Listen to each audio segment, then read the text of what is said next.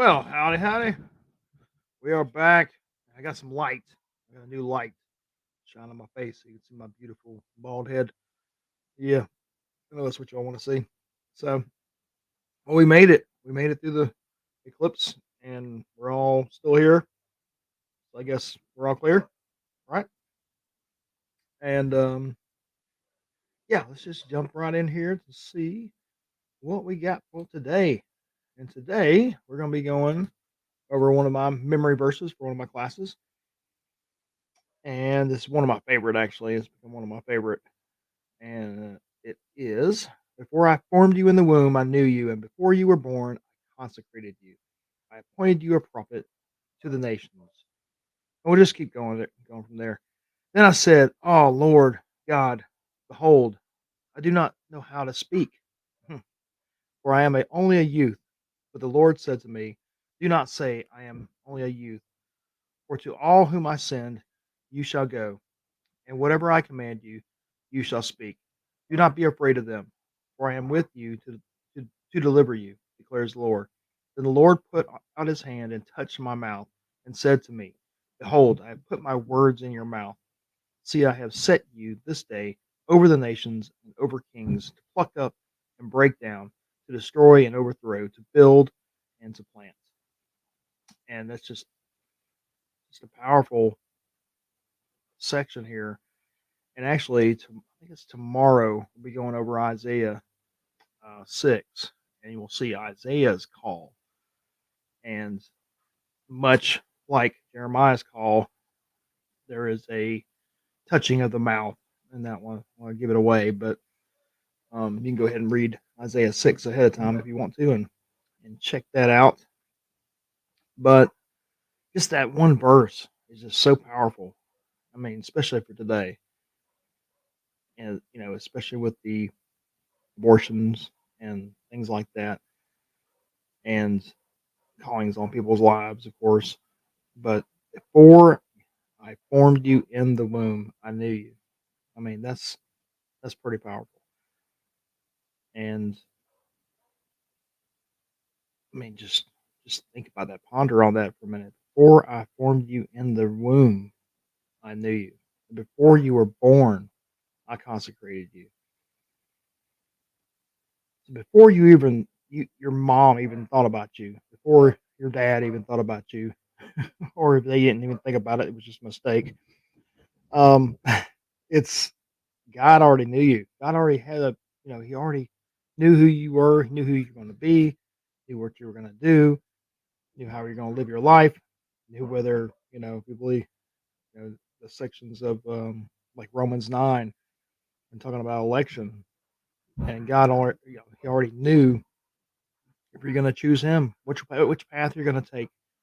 He already knows everything, and He already knew you before you were even formed in the womb. I mean, it's just amazing. And before you were born, I consecrated you. He's already chosen you.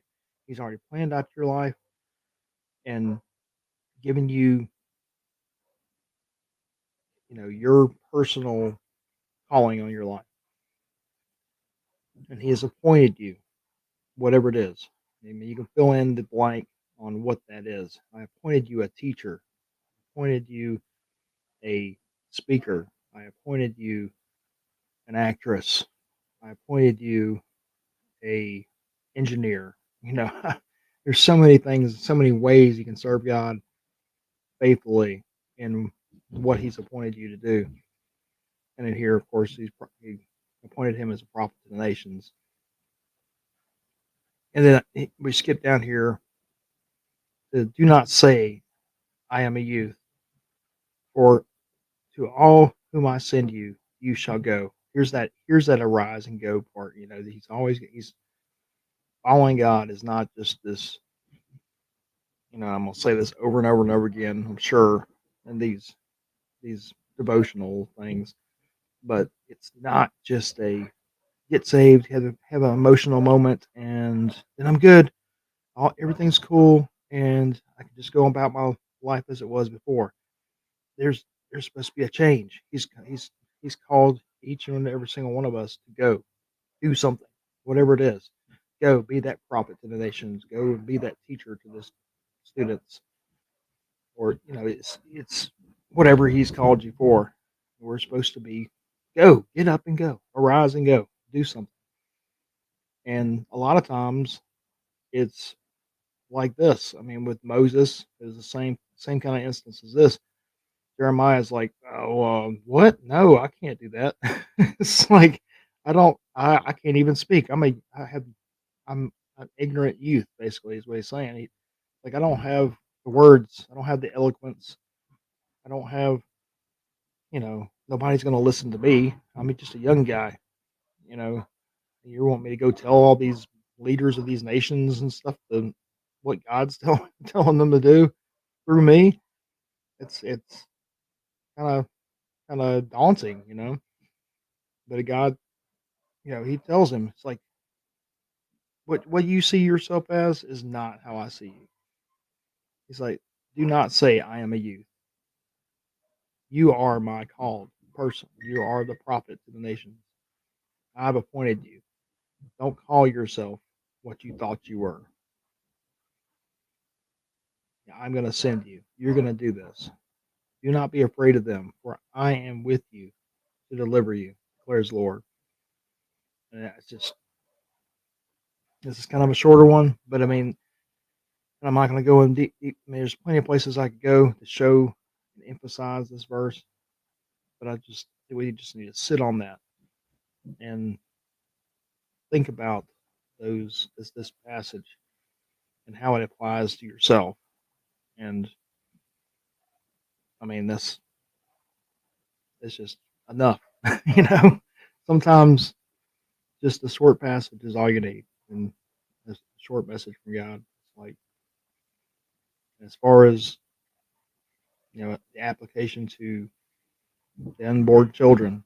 I mean, any argument against or for any abortions in this nation, because when does life start? All these arguments and scientific explanation of when consciousness starts and when the heartbeat starts and when it actually becomes a human instead of some kind of mass. It's like, before I formed you, and that God's the one doing the forming. Before I formed you in that womb, I knew you. And think about it this way: if He's thinking before the form, that you're talking about, the scientifically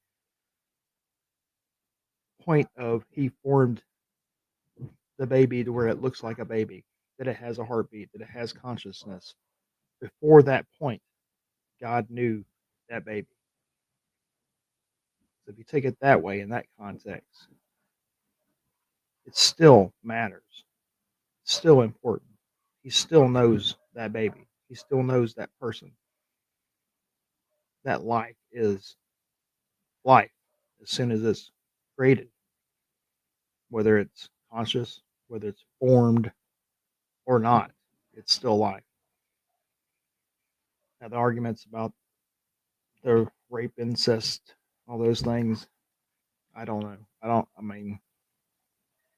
don't know. It's This is on the nation's conscience on that part.